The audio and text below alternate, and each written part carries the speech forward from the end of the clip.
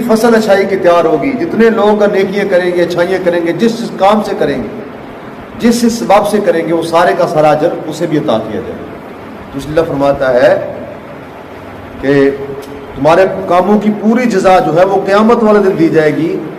دنیا کے پیمانے جو تم نے بنائے ہیں، جن معیار کو تم نے قائم کیا ہے، انسانوں نے قائم کیا ہے، انسانوں کی نظر کے اندر کامیاب انسان کے معیار کچھ اور ہیں، اس کے پیمانے کچھ اور ہیں، اور مالک کہتا ہے میرا پیمانہ یہ ہے کہ جو بندہ آخرت کی زندگی کے اندر دوزخ سے بچ گیا اور جنت میں داخل ہو گیا وہ کامیاب ہے۔ اصل کامیابی اسے نے حاصل کی ہے۔ اس لیے ہمیں ہمیشہ ہمارے آقا کریم علیہ الصلوۃ والسلام نے ہر قدم پر ہمیں آخرت کی طرف متوجہ فرمایا، ہر قدم پر۔ میرے آقا کریم علیہ الصلوۃ والسلام ایک دن اپنے حجرہ مبارک کے اندر لیٹے ہوئے تھے، حضرت عمر فاروق رضی اللہ تعالیٰ عنہ آپ کی بارگاہ میں حاضر ہوتے ہیں۔ آپ اس وقت محو استراحت ہوتے ہیں، لیٹے ہوئے ہوتے ہیں۔ جب عمر فاروق رضی اللہ تعالیٰ آپ کی بارگاہ میں حاضر ہوتے ہیں تو آپ اٹھ کر بیٹھتے ہیں۔ جب آپ اٹھ کر بیٹھتے ہیں تو آپ کے جسم مبارک پر قمیض نہیں ہوتا، آپ نے خالی تہبند باندھا ہوتا ہے۔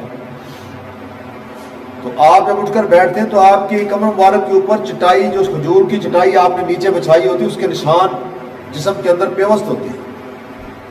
چھپی ہوتی ہے، وہ پوری نظر آ رہی ہوتی ہے۔ آپ کا نازک جسم، اس کے اوپر وہ پوری چٹائی کے نشان واضح نظر آ رہے ہوتے ہیں۔ تو حضرت عمر فاروق رضی اللہ تعالیٰ نے جب آپ کے جسم مبارک کو دیکھا، پھر کمرے میں دیکھا، ایک گھڑا پڑا ہوا ہے، ایک پانی کا پیالہ پڑا ہے، ایک مشکیزہ لٹک رہا ہے، چند کوئی ضرورت کی دو چیزیں اور ہیں۔ آپ نے جب سارے گھر کا، کمرہ مبارک کا حضرت عمر فاروق نے معائنہ کیا، دیکھا، تو آنکھوں میں آنسو جو ہے وہ جاری ہو گئے، رونا شروع ہو گیا، اور عرض کی یا رسول اللہ صلی اللہ علیہ وسلم، دنیا کے بادشاہ، چند دن کے بادشاہ، دنیا کے بادشاہ، چھوٹی چھوٹی بادشاہیاں رکھنے والے،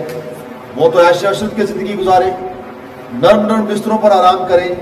دنیا کی ہر آسائش ان کے پاس، اور آپ تو کائنات کے بادشاہ ہیں، آپ کو اللہ نے دونوں جہانوں کی بادشاہیوں سے نوازا ہے، اور آپ اس طرح کی مشکلات اپنے اوپر برداشت کر رہے ہیں، اس طرح کی زندگی آپ گزار رہے ہیں۔ آپ کے لیے بھی کچھ آسائشیں ہونی چاہیے، کم از کم اچھا بستر تو ہو جس پر آپ آرام کر سکیں، تو زندگی کی چند ضروریات کی اچھی چیزیں تو ہوں۔ آقا کریم علیہ الصلوۃ والسلام نے اس وقت بھی عمر فاروق سے فرمایا، عمر کیا تم یہ پسند نہیں کرتے کہ جو دنیا کی عیش و عشرت کے اندر گم ہے، جنہوں نے دنیا کے اندر اپنے سارے آسائشیں اور آرام اکٹھے کر لیے، ان کے لیے صرف دنیا ہی ہے، اور ہمارے لیے آخرت ہے،